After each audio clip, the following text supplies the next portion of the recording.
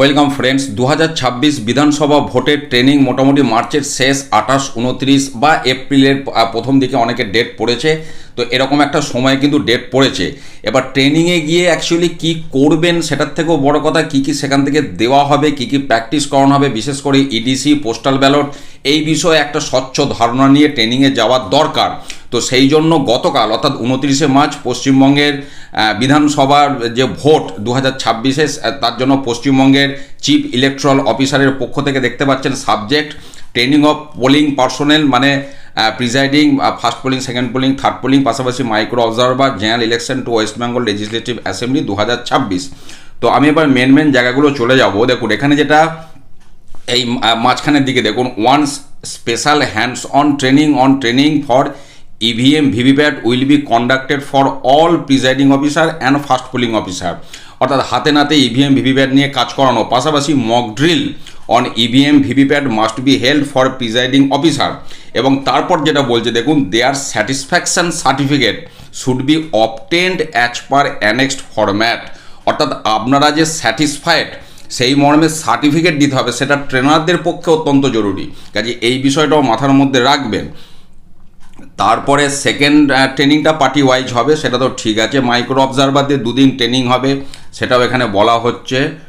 আচ্ছা, তারপরে এইটা দেখুন, সমস্ত ট্রেনিংগুলো হবে ছোট ছোট গ্রুপে। আমরা 40-50 জন ম্যাক্সিমামকে নিয়ে ট্রেনিং দিতে হবে, যাতে করে সবাই সঠিকভাবে ইন্টারাকশান করতে পারে এবং স্পেসিয়াস জায়গায় ট্রেনিং হতে হবে। বিভিন্ন যে সাইনেজ, তার পাশাপাশি লাইট, ড্রিঙ্কিং ওয়াটার ইত্যাদি, মাইক্রোফোন, প্রজেক্টর, এই সমস্ত থাকে। তো যাই হোক, ওগুলো যেমন তেমন রয়েছে। তারপরে অ্যাসেম্বলি লেভেল, আচ্ছা এটা দরকার নেই। আচ্ছা, এইবার এইটা দেখুন, দ্বিতীয় যে পয়েন্টটা, the presiding officer and the first polling officer shall be provided. কী কী দেওয়া হবে ট্রেনিংয়ে দেখুন, প্রিজাইডিং অফিসার হ্যান্ডবুক যেটা, সেটা প্রত্যেককে দেওয়া হবে, মানে ফার্স্ট পোলিং এবং প্রিজাইডিং। তারপর প্রিজাইডিং অফিসার চেকলিস্ট দেওয়া হবে, ডুজ অ্যান্ড ডু নট, কী করবেন কী করবেন না সেটা, এগুলো ফার্স্ট ট্রেনিংয়ের দিন কিন্তু দেওয়া হবে। পাশাপাশি একটা synoptic hand out may be given. কাজে এটাও একটা বিষয় কিন্তু রয়েছে। এর বাইরে যেগুলো ওখানে কিন্তু বিশেষভাবে প্র্যাকটিস করার বিষয় এখানে বলা হচ্ছে, দেখুন নতুন যে ইনস্ট্রাকশান, এইটা ভালো করে দেখুন। The new instruction of the commission on poll process, তার মধ্যে কী কী রয়েছে, like 1 on use of form 14A। Form 14A মানে হচ্ছে list of blind and inform voters. Actually প্রত্যেকটি বুথে কিছু এরকম ভোট হয়, কিন্তু অনেকেই সেটা রিফ্লেকশন ফর্মে দেখান না, ফর্মটা কেটে দেন এবং ব্লাইন্ড ইনফর্ম ভোটার একজনও ভোট দেয়নি এমনটাই তথ্য জমা দেন। তো সেটাই এখানে বলা হচ্ছে যে ফর্ম 14A যেন ব্যবহার করা হয়, অর্থাৎ ব্লাইন্ড অ্যান্ড ইনফর্ম ভোটার যদি কম্প্যানিয়ন নিয়ে ভোট দেয়, কম্প্যানিয়নের ডিক্লারেশন এবং ফর্ম 14A-তে সেই ভোটারের লিস্ট, তার নাম ইত্যাদি তথ্য ইনপুট করা, এই কাজটা যেন করা হয়। পাশাপাশি প্রভিশন অফ অল্টারনেটিভ ডকুমেন্ট, বিকল্প সচিত্র পরিচয়পত্র সম্পর্কে ধারণা দেবে। Provision of voting under rule 49MA, মানে টেস্ট ভোট, অর্থাৎ ভোট অন্য জায়গায় পড়েছে এই মর্মে কেউ যদি টেস্ট ভোট দেয় সেই বিষয় আছে সেটা। তারপরে অ্যাকাউন্টস অফ ভোটস, মানে ফর্ম 17C কীভাবে ফিল আপ করতে হবে, শ্যাল বি এক্সপ্লেন, সঠিকভাবে ব্যাখ্যা করতে হবে আপনাদেরকে, আপনারা বুঝবেন সেই বিষয়টা। এবং ইভিএম ভিভিপ্যাট ঠিকমতো হ্যান্ডেল করতে পারছেন কি না ইন্ডিপেন্ডেন্টলি প্রত্যেকে।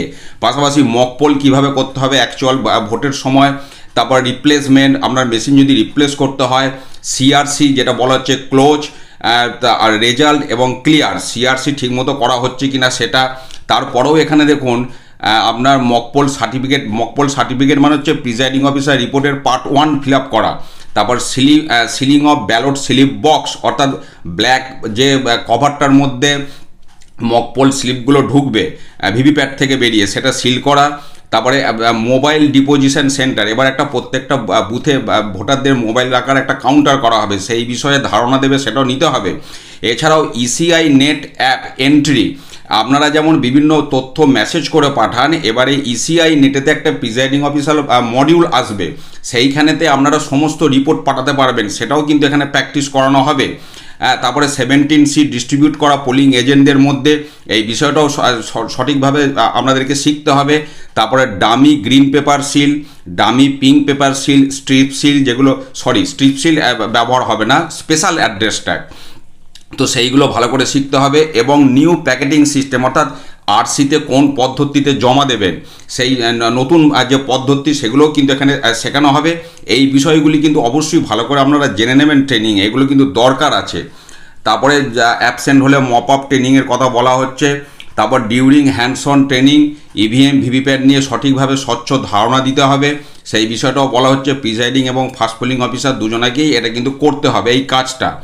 আচ্ছা, এরপরে পিবি ইডিসি আপনার ফার্স্ট ট্রেনিংয়ের দিনই ফর্ম 12 আর ফর্ম 12A পোস্টাল ব্যালট এবং ইডিসির জন্য এগুলো কিন্তু কালেক্ট করা এবং ফিল আপ করে জমা দিতে হবে। আর আপনার লাস্টে দেখুন সেকেন্ড ট্রেনিংয়ের দিন এইখানে তো ভোটের প্রসেসটা বলা আছে, পোস্টাল ব্যালটে যারা ভোট দেবেন তাদের বিষয় এটা। EDC has to generate. আচ্ছা, সেকেন্ড যে ট্রেনিং হবে সেকেন্ড ট্রেনিংয়ের দিন মানে পার্টি ওয়াইজ যে ট্রেনিং হবে, যদি আপনি যদি ইডিসির জন্য এলিজিবল হন তখন আপনাকে ফর্ম 12B আপনাকে ওই দিন আপনার হাতে দেওয়া হবে।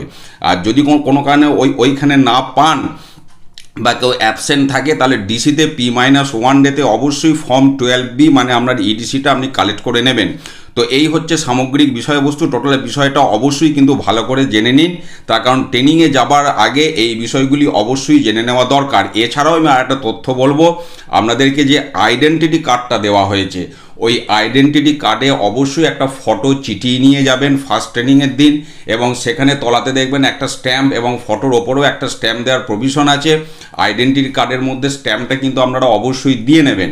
এছাড়াও আপনাদের যে অ্যাপয়েন্টমেন্ট লেটারটা এসেছে সেখানে আপনাদের যে ব্যাংক যে স্টেটমেন্ট অর্থাৎ আপনার অ্যাকাউন্ট নাম্বার বা আইএফএসসি ইত্যাদি যেগুলো আছে সেগুলো অবশ্যই ঠিক করে চেক করে নেবেন, কারণ ওই অ্যাকাউন্টে আপনার কিন্তু টাকা পয়সা আসবে।